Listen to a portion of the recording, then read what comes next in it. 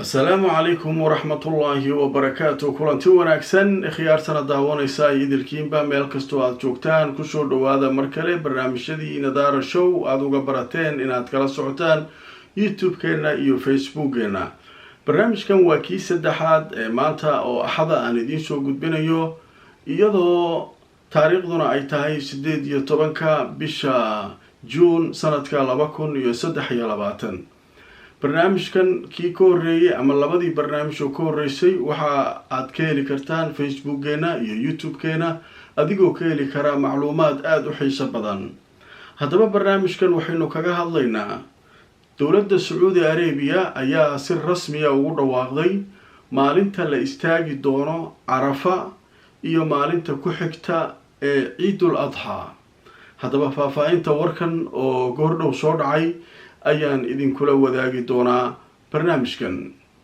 ilaa iminka wadamada ay xawaalada kugu diri karto waxaa ka mid ah Kenya, Soomaaliya, Uganda, Djibouti, Ethiopia, Sudan, South Sudan, Tanzania iyo Turkey. qiimahana aad ayuu u jaban yahay marka loo eego shirkadaha kale ee ka shaqeeya xawaalada. xawaaladan waa online.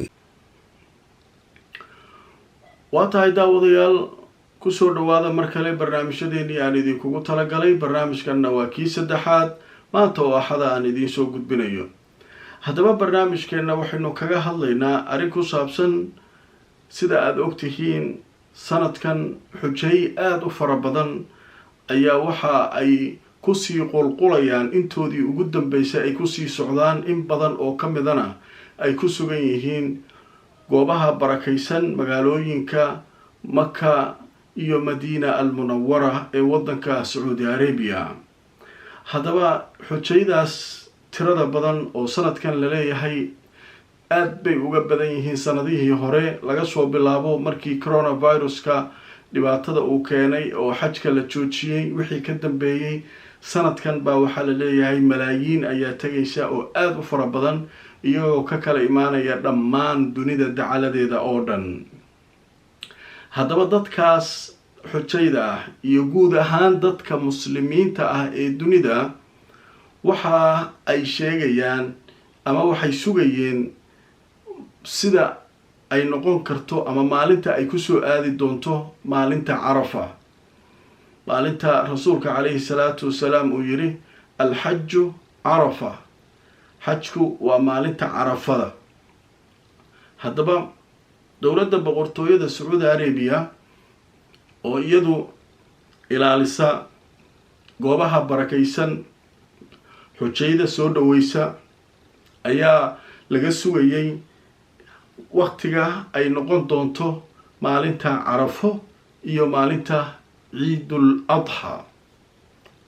haddaba goordhow ayaa si rasmi ah maxkamadda sare ee wadanka boqortooyada Saudi Arabia waxay ugu dhawaaqday waqtiga ay noqonayso Ciidul Adha. haddaba telefishinka Al Jazeera ayaa warbixintan si weyn u faahfaahinaya.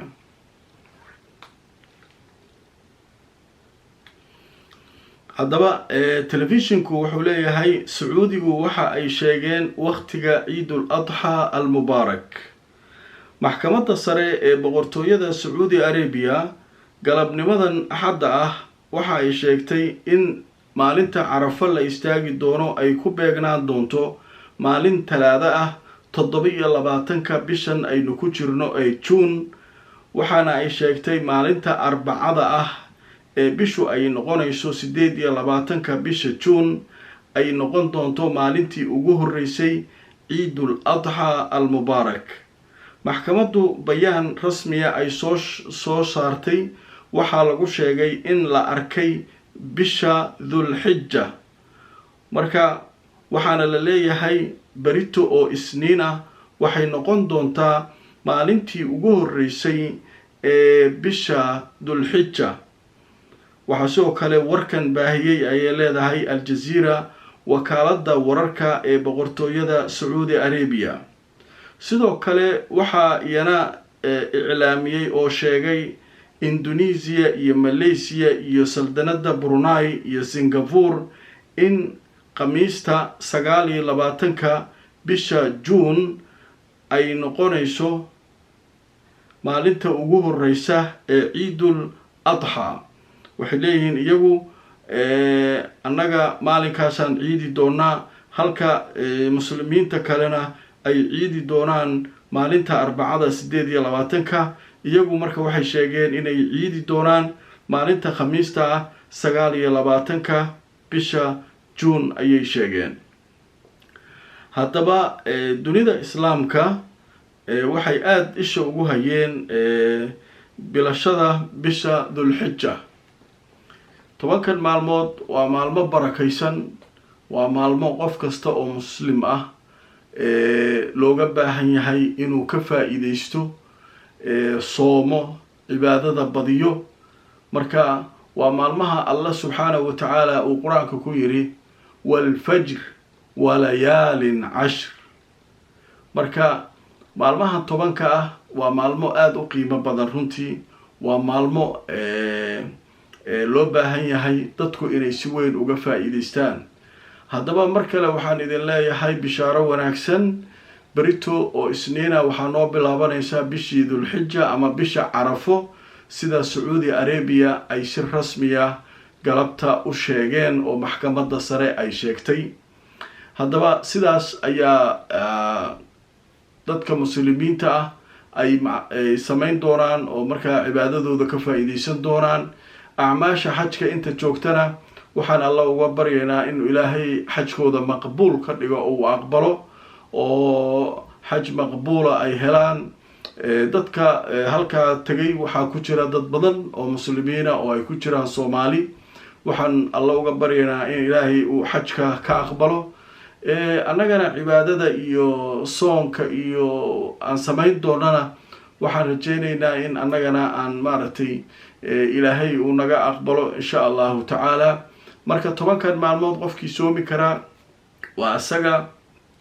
maalinta 9aadkana qofkii soomi karaa isagana waxay ku beegan tahay 27 bisha, maalin talaada ah oo xujaydu ay taagan yihiin Carafo ayaan annaguna soomaynaa. oo 9aadka qof kasta oo sooma marka ajar fara badan ayuu heli doonaa. marka barnaamijkan intaa ayaan kusoo koobayaa. waxaanu kaga hadlaynay arrinta ku saabsan bilashada bisha barakaysan Dhulxijja oo ah bil runtii qaali ah oo runtii aada u qiimo badan. marka dhammaanteen waa isu ducaynaynaa, waa is cafinaynaa. bishaas in laga faa'iideysto ayaan idinkula dardaarmayaa. meel kastoo aada joogtaan, aniga iyo asxaabtayda waxaan idin leenahay mabruuq bishii Carafo oo noo dhalanaysa, oo berito bilaabanaysa, oo noo dhalatay.